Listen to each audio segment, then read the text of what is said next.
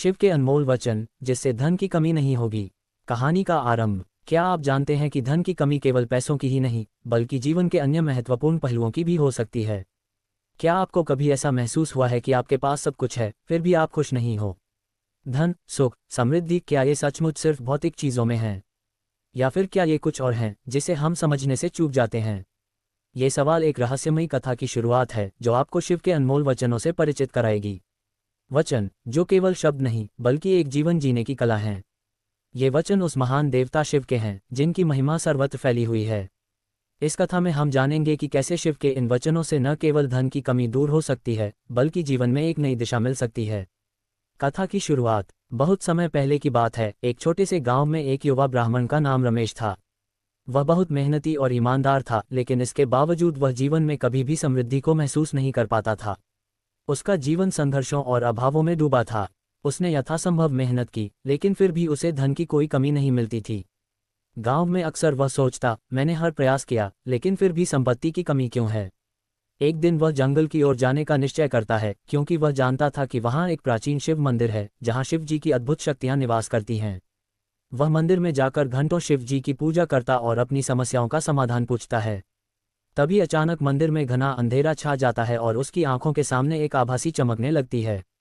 वह डरते हुए पीछे मुड़ता है और फिर सामने शिव जी की दिव्य आकृति प्रकट होती है। उनकी आंखों में ऐसी रहस्यमय ताकत थी जो रमेश को अंदर तक छू रही थी। शिव जी मुस्कुराए और बोले, तुम क्या चाहते हो रमेश? रमेश ने हिचकिचाते हुए कहा, हे महादेव, मैं धन की कमी से परेशान हूँ।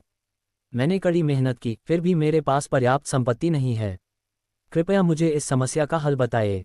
शिव के अनमोल वचन। शिव जी ने अपने मंत्रमुग्ध करने वाले वचनों से रमेश को संबोधित किया। रमेश, धन केवल भौतिक वस्तुओं में नहीं है। तुम समझ रहे हो ना? असली धन तुम्हारे भीतर छुपा है। धन की कमी तुम्हारे जीवन में नहीं है, बल्कि तुम्हारे दृष्टिकोण में कमी है। यदि तुम इन वचनों को ध्यान से समझो और इन्हें अपने जीवन में उतारो तो तुम्हारे पास कभी भी धन की कमी नहीं होगी। रमेश हैरान होकर बोला, महादेव, वह क्या वचन है?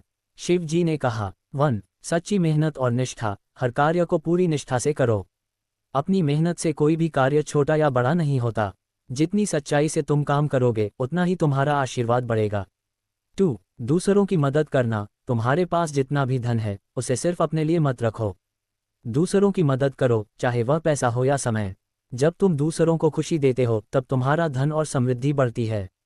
3. दृढ़ विश्वास और धैर्य। धन केवल मेहनत से नहीं मिलता, बल्कि समय और धैर्य से भी मिलता है।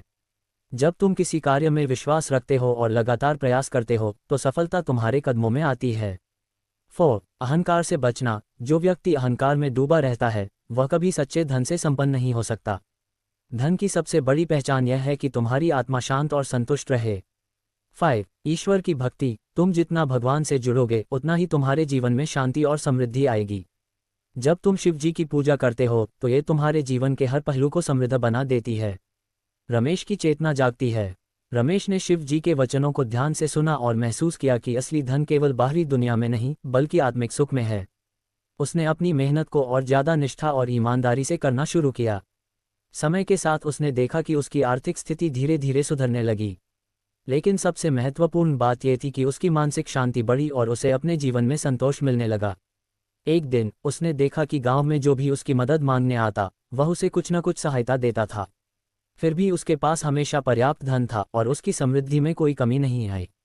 ये देख उसने समझ लिया कि शिव जी ने उसे केवल धन की भौतिक दृष्टि से नहीं, बल्कि जीवन के हर पहलू से समृद्ध होने का मार्ग दिखाया था।